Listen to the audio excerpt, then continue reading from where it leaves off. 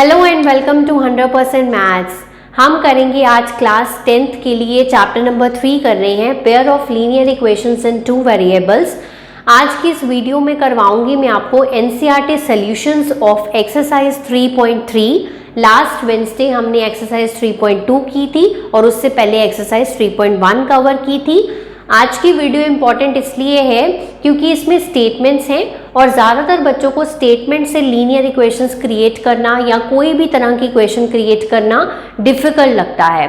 तो आज की वीडियो जो है वो बहुत इंपॉर्टेंट है, स्टेप बाय स्टेप समझाऊंगी आप लीनियर इक्वेशंस कैसे बना सकते हैं स्टेटमेंट से, बहुत ईजी वे से। तो वीडियो बहुत इंपॉर्टेंट है और इसको एंड तक आपको ज़रूर देखना है। आइए वीडियो स्टार्ट करते हैं। तो स्टार्ट करेंगे एनसीईआरटी एक्सरसाइज 3.3 का फर्स्ट क्वेश्चन। हमें यहाँ पर लीनियर इक्वेशंस को सॉल्व करना है by using our substitution method. First method होता है सब्स्टिट्यूशन मेथड। सब्स्टिट्यूशन का वर्ड से ही मतलब समझ आ रहा है, हमारे पास इक्वेशन में दो वेरिएबल्स होते हैं, हमें किसी एक वेरिएबल की वैल्यू निकालकर दूसरी इक्वेशन में उसकी वैल्यू सब्स्टिट्यूट करनी है, मतलब पुट करनी है। ठीक है, सॉल्व करके देखते हैं। x प्लस वाई 14 है, x माइनस वाई 4 है, ये इक्वेशंस गिवन है। Mark it as number equation number 1 and equation number 2। अब इसमें से निकाल लो, चाहे आप x या y की वैल्यू, या फर्स्ट इक्वेशन में से निकाल लो, वो आपकी मर्जी है। मैं सेकंड इक्वेशन में से x की वैल्यू निकाल रही हूँ, तो क्या करूंगी, y को उधर ले जाऊंगी। x की वैल्यू आ गई 4 प्लस वाई। अब मैं ये x की वैल्यू जो है वो फर्स्ट इक्वेशन में सब्स्टिट्यूट करूंगी। अगर आपने वैल्यू सेकंड इक्वेशन में से निकाली है तो पुट करेंगे फर्स्ट इक्वेशन में, अगर फर्स्ट से निकाली है तो सब्स्टिट्यूट करोगे सेकंड इक्वेशन में। Okay, so put value of x in equation number 1। So equation number 1 है हमारी x plus y is equal to 14। x की वैल्यू है हमारे पास 4 प्लस वाई, ठीक है, plus y is equal to 14 हो गया, ये हो गया 2y, 14 माइनस 4 कितना हो गया, 10 हो गया। सो y की वैल्यू आ गई आपके पास 5। ओके, सो y की वैल्यू 5 है, इसको आप थर्ड इक्वेशन में सब्स्टिट्यूट करो। तो x is equal to 4 plus y, 4 plus 5 that is equal to 9। तो x की वैल्यू है 9 और y की वैल्यू है 5। ओके, सेकेंड पार्ट है s minus t is equal to 3। First equation तो बिल्कुल ठीक है, सेकेंड इक्वेशन में हमारे पास फ्रैक्शंस है, तो इसको सॉर्ट करते हैं। पहले 3 2 का एलसीएम 6 ले लिया, 3 के टेबल पे 6 2 पे आता है, 2 2s हो गया, 2 के टेबल पे 6 3 पे आता है, सो 3t हो गया इज इक्वल टू 6, ये 6 इधर चला गया। सो इक्वेशन सॉर्ट आउट करके क्या बन रही है, 2s plus 3t is equal to 36। Okay, so ये हमारी सेकेंड इक्वेशन बन गई। ओके, अब हम फर्स्ट इक्वेशन से s से वैल्यू निकाल लेते हैं, इजी है ना वो इक्वेशन। तो 3 प्लस t, ये हमारी इक्वेशन से वैल्यू निकल आई s की। अब ये s की वैल्यू कहाँ सब्स्टिट्यूट करनी है, सेकेंड इक्वेशन में। Put value of s in equation number 2। Equation number 2 क्या है, 2 इंटू s, s की वैल्यू क्या है 3 प्लस t, है ना, 3 प्लस t, साथ में plus 3t is equal to 36। Solve करो, 2 3 ज़ा 6, 2 t ज़ा 2t plus 3t is equal to 36। इस 6 को उधर ले जाते हैं, ये 2t प्लस 3t कितना हो गया 5t, माइनस करके कितना आ गया 30, 36 माइनस 6 30 हो गया। सो t की वैल्यू यहाँ पर आ गई 6 आ गई। ठीक है, इस t को यहाँ पुट करो, वैल्यू पुट करो, 3 प्लस 6, तो s की वैल्यू कितनी आ गई 9। सो s 9 है और t क्या है 6 है। मूव करते हैं अपने थर्ड पार्ट पे। अब यहाँ पर भी दो इक्वेशंस हैं, तो इस फर्स्ट इक्वेशन में से मैं पहले y की वैल्यू निकाल लेती हूँ, वो ज़्यादा इजी है। Minus y is equal to, ये 3x को राइट साइड पे ले गए, 3 माइनस 3x हो गया। अब इसको अगर मुझे पॉजिटिव करना हो तो क्या होगा, ये भी ऑपोजिट हो जाएगा, यानी कि 3x माइनस 3, सबके साइन चेंज कर दिए, तो y की वैल्यू आ गई 3x माइनस 3। अब ये पुट करूँगी दूसरी इक्वेशन में, पुट करो 9x minus 3 into 3x minus 3 is equal to 9। Solve करेंगे, 9x माइनस 9x, ये प्लस 9 हो गया इज इक्वल टू 9। ये कैंसिल हो गया। अब यहाँ पर देखो बन क्या रहा है, 9 इज इक्वल्स टू 9 रह गया, वेरिएबल जो है वो कट हो गया यहाँ पर। अब ऐसी स्टेटमेंट्स जो होती हैं वो ट्रू होती हैं सभी वैल्यूज ऑफ x के लिए, बट इन स्टेटमेंट्स की कैसे सोल्यूशंस होते हैं, इनफाइनाइटली मैनी सोल्यूशंस। आपने पिछली वीडियो मैंने आपको बताया था जिसमें हमारे a1 a2 b1 b2 और c1 c2 बराबर होते हैं, उसमें इनफाइनाइटली मैनी सोल्यूशंस इक्वल होते हैं। अगर आप देखें, अगर मैं इसमें से 3 कॉमन ले लूँ इस इक्वेशन में से, तो ये देखो 3x माइनस वाई रह जाएगा इज इक्वल टू 9, और अगर मैं इस 3 को इधर ले आऊँ तो ये भी सेम इक्वेशन बन जाएगी जो हमारी फर्स्ट इक्वेशन है। तो ये ऐसी इक्वेशंस के हम सिंपल सा लिख देंगे आंसर कि ये ऐसी इक्वेशंस जो होती हैं इनके इनफाइनाइटली मैनी सॉल्यूशंस होते हैं, राइट। ओके, नेक्स्ट है हमारा फोर्थ पार्ट। फर्स्ट 2 इक्वेशंस ये हैं हमारी, 0.2x plus 0.3y is equal to 1.3, और दूसरी इक्वेशन ये है। अब दूसरी इक्वेशन से मैंने क्या किया है, x की वैल्यू कैलकुलेट की है, y को मैं उधर ले गई, 0.5 y माइनस हो गया और 0.5 इसके डिवाइड में आ गया, तो ये x की वैल्यू हो गई, ठीक है। ये फर्स्ट इक्वेशन है, सेकंड इक्वेशन, ये थर्ड इक्वेशन बन गई। अब x की वैल्यू मुझे फर्स्ट इक्वेशन में सब्स्टिट्यूट करनी है, तो put value of x in equation number 1। अब इक्वेशन नंबर 1 क्या है, 0.2, x की वैल्यू पुट करो, 2.3 minus 0.5y upon 0.4 plus 0.3y is equal to 1.3। अब सिर्फ सॉल्विंग पार्ट है, ये कट हो गया 1 पे और ये 2 पे। अब बचा क्या, 2.3 माइनस 0.5y प्लस 0.3y, इन दोनों के नीचे 2 है, ठीक है, इज इक्वल टू 1.3। अब सॉल्व कर सकते हैं, 2 एलसीएम ले लो, तो ये तो 2.3 माइनस 0.5y रहेगा, 2 को इससे मल्टीप्लाई कर लो, 0.6y इज इक्वल टू 1.3।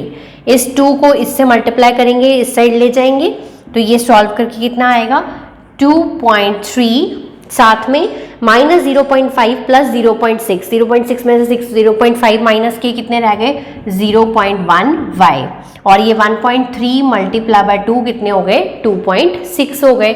इस 2.3 को राइट साइड पे ले जाओ, 2.6 माइनस 2.3, तो बचा कितना, 0.3। तो y is equal to 0.3 divided by 0.1, तो सॉल्व करने पे आंसर क्या आ रहा है, y का 3 आ रहा है, ठीक है, y 3 आ गया। अब इस वैल्यू को सब्स्टिट्यूट करो थर्ड इक्वेशन में, यहाँ पुट करोगे तो जल्दी आंसर आ जाएगा x का। अब x क्या हो गया, 2.3 माइनस 0.5 और y की वैल्यू 3 है, 3 पुट कर दी यहाँ पर, डिवाइडेड बाय 0.4। ओके, सो अब सॉल्व करेंगे, 2.3 माइनस ये हो गया 1.5, 0.5 मल्टीप्लाई बाय 3 और डिवाइडेड बाय 0.4, तो ये बचा कितना, 0.8 डिवाइडेड बाय 0.4, आंसर इज 2। तो x की वैल्यू 2 है और y की वैल्यू 3 है। नेक्स्ट 5th और 6th पार्ट को चेक करते हैं कैसे सॉल्व करेंगे। ये हमारी फर्स्ट इक्वेशन है, सेकंड इक्वेशन है 5th पार्ट की, रूट्स में है बट सिमिलर वे से सॉल्व करना है। ओके, तो सेकंड इक्वेशन से x की वैल्यू निकालते हैं। तो x की वैल्यू कैसे निकलेगी, ये √8y हम उधर ले जाते हैं, ठीक है। अब ये जो ध्यान रखना है, ये जो रूट्स हैं वो सिर्फ नंबर्स के ऊपर है, ये वेरिएबल्स के ऊपर नहीं है, ठीक है, ये अलग से बाहर है। तो यहाँ से आ गए x की value √8y divided by √3। Okay, so ये हमारा x की वैल्यू आ गई है। ओके, अब इस x की वैल्यू हम पुट करेंगे हमारी फर्स्ट इक्वेशन में, सो बन जाएगा √2, ठीक है, साथ में x की वैल्यू पुट करो, √8y डिवाइडेड बाय √3, साथ में √3y इज इक्वल टू 0, है ना, पुट कर दी वैल्यू। अब जो दो रूट वाले डिजिट्स हैं वो मल्टीप्लाई हो सकते हैं, सो √2 एंड √8 कितना बन गया, √16y डिवाइडेड बाय √3, इस तरह से हो गया, plus √3y is equal to 0। अब क्या करेंगे, √3 का एलसीएम ले लेंगे, इधर तो क्या आएगा, √16y आएगा, प्लस √3 इंटू √3, जब रूट को रूट से मल्टीप्लाई करो और सेम नंबर हो तो हमारे पास क्या हो जाता है, 3y। देखो √3 इंटू √3 कितना हो जाता है, √9, तो कितना आंसर आता है, 3 आता है ना। सो 3y हो गया इज इक्वल टू 0, ये फैक्टर इधर जाके 0 हो जाएगा। सो हमारे पास बचा क्या, √16y, √16 किसका होता है आपको पता है, वो 4 का होता है, सो हम इसकी जगह पे 4y लिख सकते हैं plus 3y is equal to 0, और इससे मल्टीप्लाई करने पे ये फैक्टर भी 0 ही रहेगा, ठीक है। तो कितना आ गया 7y is equal to 0, 0 divided by 7, तो y की वैल्यू आ गई 0, ठीक है। तो y की वैल्यू 0 आ चुकी है। अब y की वैल्यू आप यहाँ पुट करेंगे, जब आप यहाँ थर्ड इक्वेशन में पुट करेंगे so x is equals to √8 into 0 divided by √3, किसी भी चीज को मल्टीप्लाई करो 0 के साथ, आंसर इज 0। सो x की वैल्यू भी क्या है 0 है, और y की वैल्यू भी क्या है 0 है। ओके, नेक्स्ट है हमारा 6th पार्ट।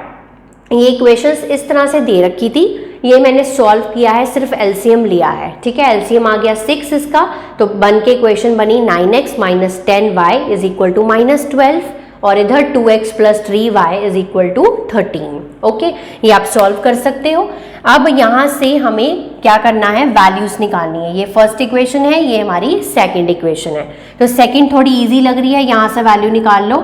तो 2x is equals to 13 minus 3y, x की वैल्यू आ गई 13 माइनस 3y डिवाइडेड बाई 2, तो ये हमारी x की वैल्यू है।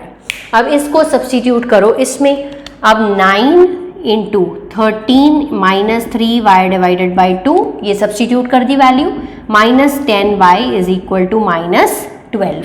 ओके, सॉल्व करते हैं। ये कटिंग तो होगी 9 और 2 की, मल्टीप्लाई करना पड़ेगा। 13 9 ज़ा 117, देन वी हैव 9 3 ज़ा 27 माइनस 10y, ठीक है, और इसके नीचे, इन दोनों के नीचे सिर्फ 2 इज इक्वल टू माइनस 12।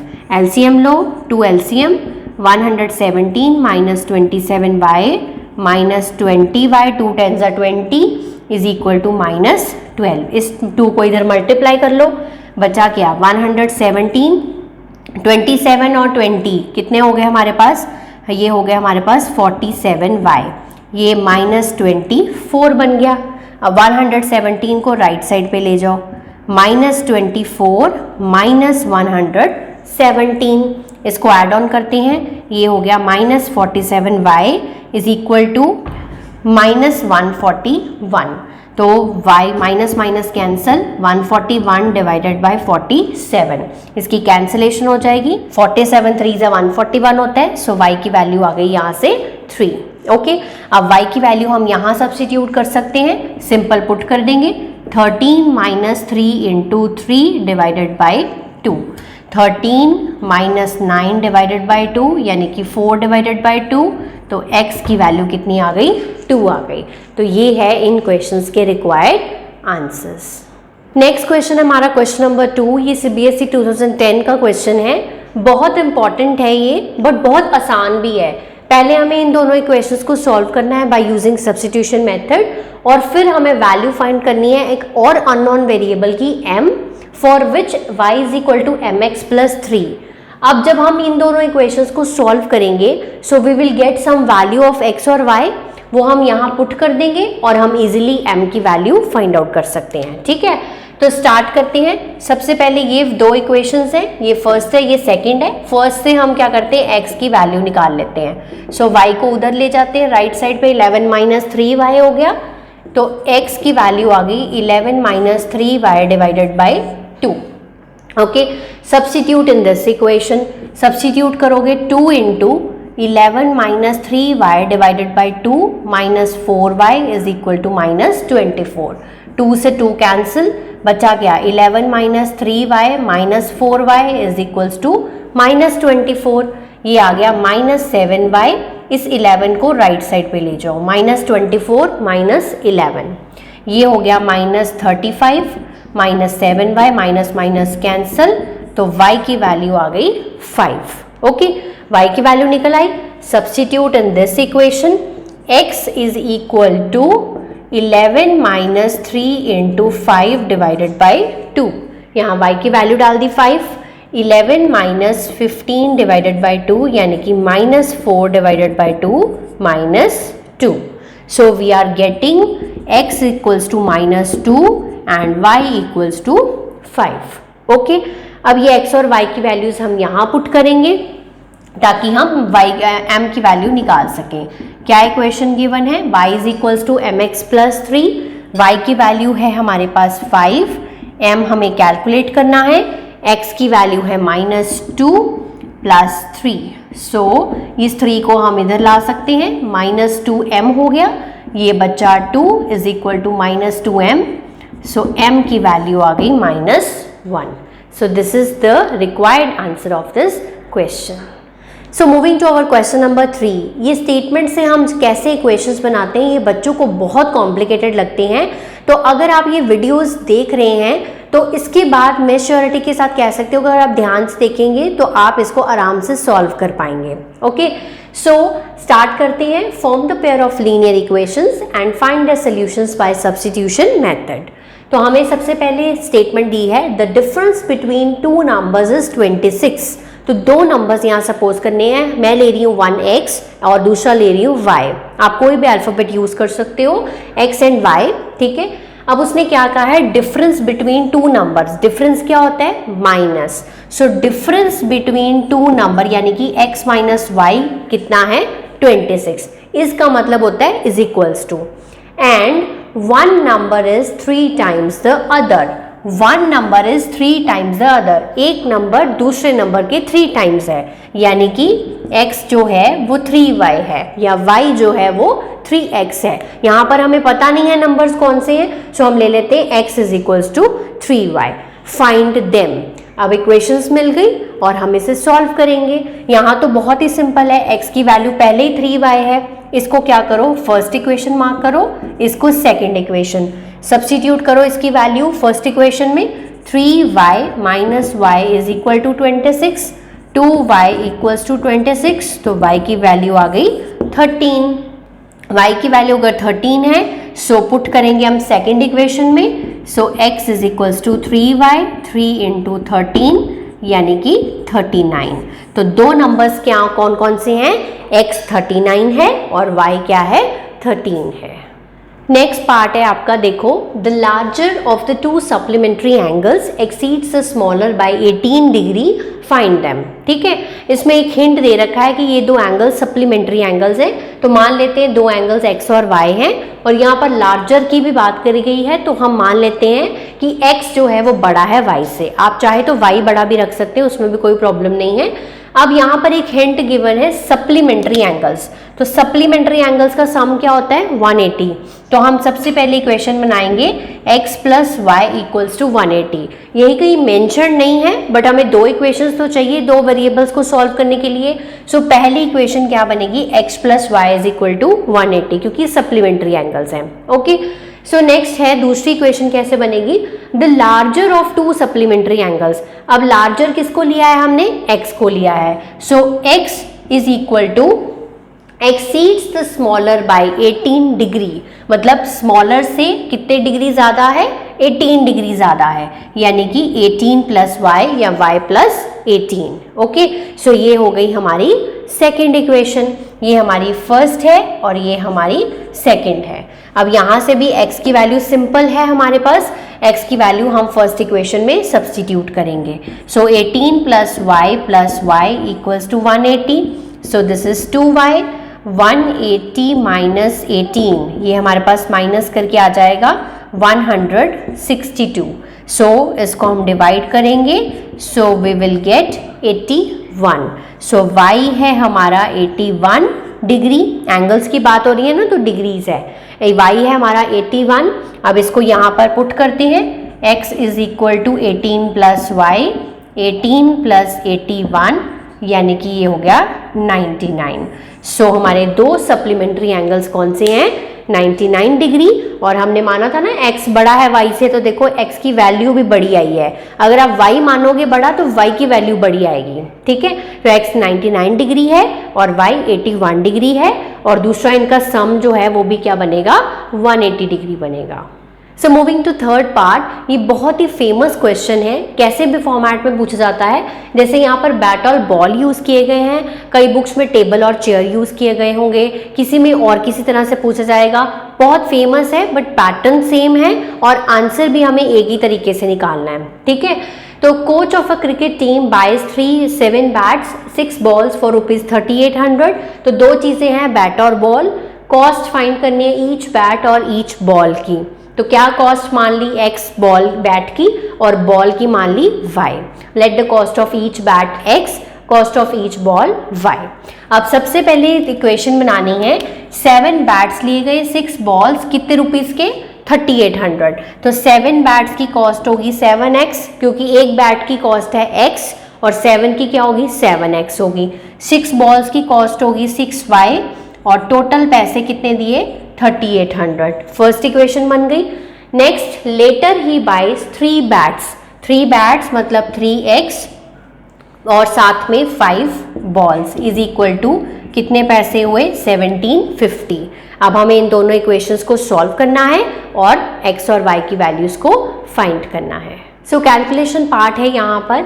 अब देखो इस इक्वेशन से मैंने x की वैल्यू निकाली है, तो 1750 माइनस 5y डिवाइडेड बाई 3। ये x की वैल्यू मैंने फर्स्ट इक्वेशन में सब्सटीट्यूट की, 7 इंटू एक्स की वैल्यू सारी सब्सटीट्यूट की, plus 6y is equal to 3800। 7 into 1750 12250, 7 5 ज़ा 35y, साथ में ही एलसीएम ले लिया, 3 6 ज़ा 18 हो गया, इज इक्वल टू 3800। ये आ गया 35 में से 18 गए 17y। इस 3 को इधर लेकर मल्टीप्लाई किया 11400।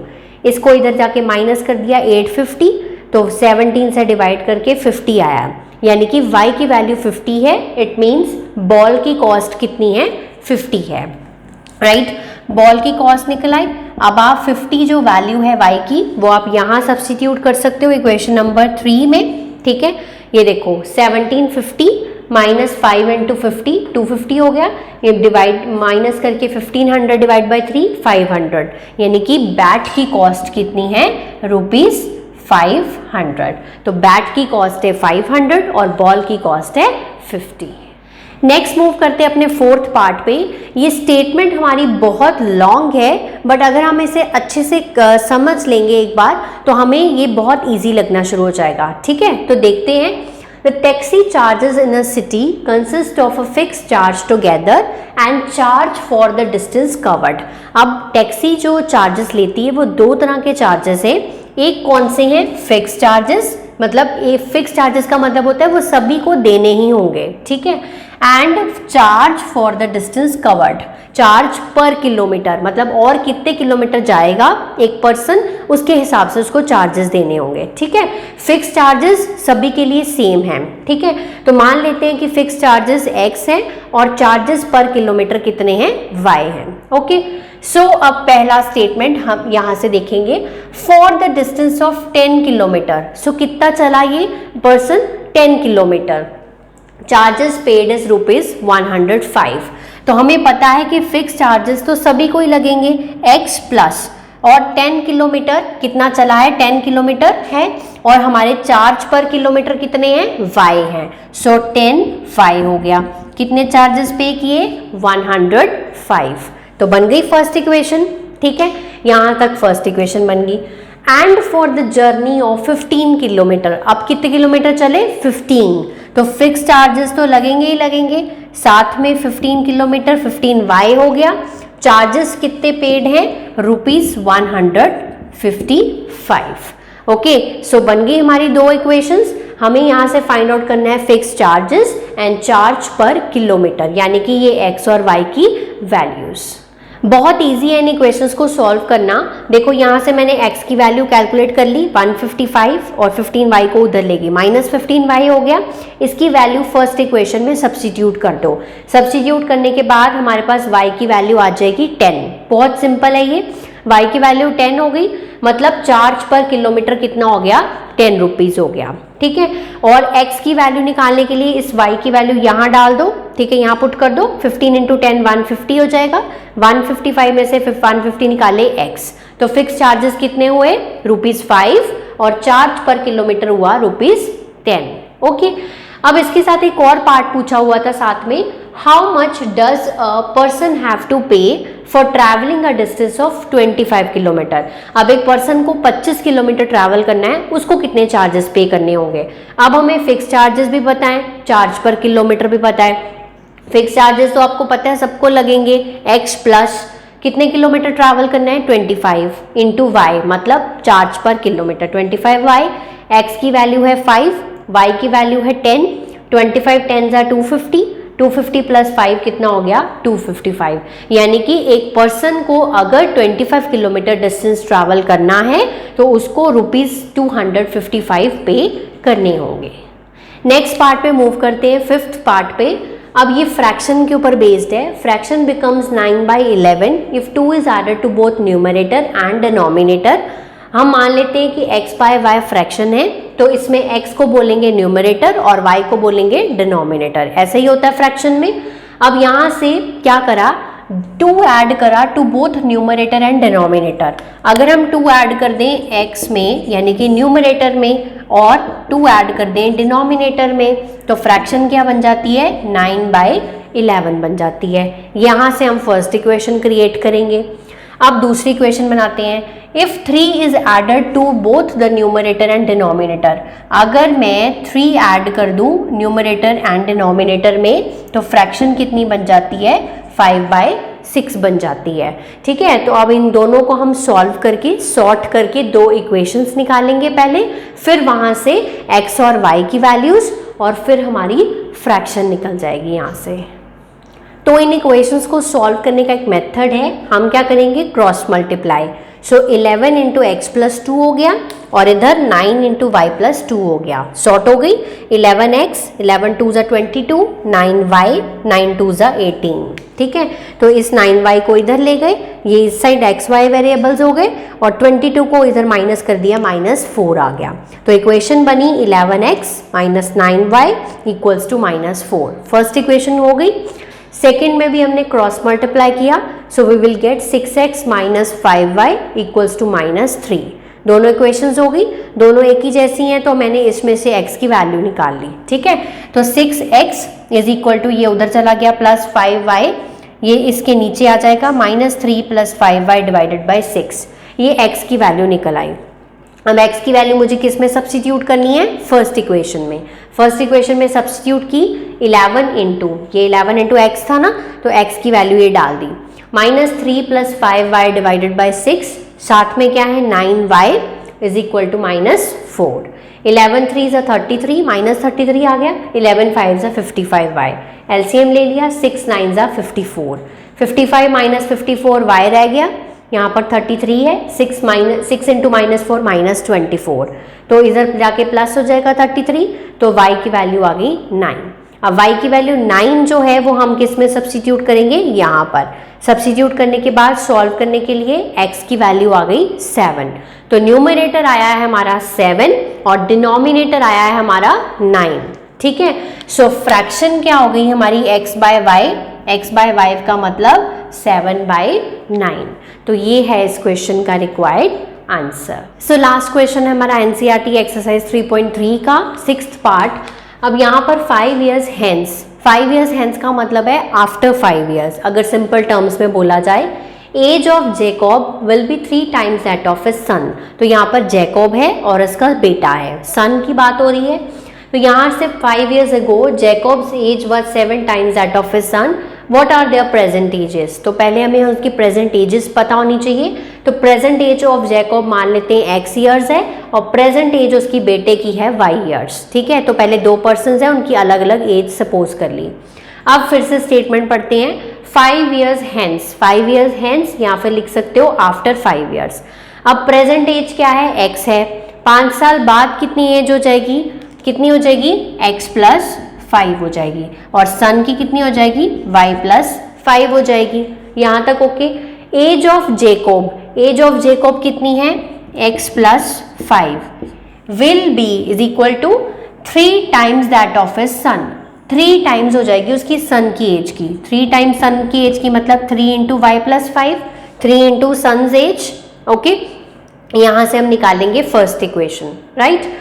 नेक्स्ट है 5 years ago मतलब बैक, पीछे चले जाओ। Jacob's age was 7 times that of his son. तो 5 साल पहले जेकॉब की एज कितनी होगी, -x - 5, और सन की एज कितनी होगी y माइनस 5। जब भी अगो आता है तो माइनस करना है, आफ्टर आता है तो प्लस करना है, राइट। अब यहाँ पर जैकब की एज कितनी है, x माइनस 5 कितने टाइम्स हो जाएगी, 7 times that of his son, 7 into y minus 5। तो यहाँ से हम सेकेंड इक्वेशन क्रिएट करेंगे, शॉर्ट करो, x plus 5 is equals to 3y plus 15, ठीक है। इस 3y को इधर ले आओ और इस 5 को उधर ले जाओ, माइनस कर दो, तो ये आ गई फर्स्ट इक्वेशन आपकी, x minus 3y is equal to 10। Same इधर निकालेंगे हम, सो यहाँ से x minus 5 7y minus 35, so x minus 7y minus 35 plus 5 कितना हो गया, माइनस 30। तो ये बन गई हमारी सेकेंड इक्वेशन। अब कोई एक इक्वेशन से हम एक वेरिएबल की वैल्यू निकालेंगे और दूसरी में सब्स्टिट्यूट करेंगे। तो यहाँ से मैंने x की वैल्यू कैलकुलेट की है, आप चाहे तो यहाँ से भी कर सकते हैं, कोई इशू नहीं है। माइनस 30 प्लस 7y हो गया, इसको सब्स्टिट्यूट करो फर्स्ट इक्वेशन में, तो x की जगह पर क्या डाल दिया, क्या पुट करोगे, minus 30 plus 7y plus minus 3y is equal to 10 हो गया, 7y माइनस 3y 4y और 10 प्लस 30 कितना हो गया 40। तो y की वैल्यू आ गई 10। y कौन था, हमारा सन, जैकब का सन, तो y ईयर्स मतलब एज ऑफ सन कितनी है, 10 ईयर्स है। अब इसकी वैल्यू सब्स्टिट्यूट करो इस इक्वेशन में, थर्ड इक्वेशन में, तो माइनस 30 प्लस 7 इंटू 10 70 हो गया, 70 माइनस 30 कितना हो गया 40। सो जैकब की एज, प्रेजेंट एज कितनी है 40 ईयर्स और उसकी बेटे की एज कितनी है 10 ईयर्स।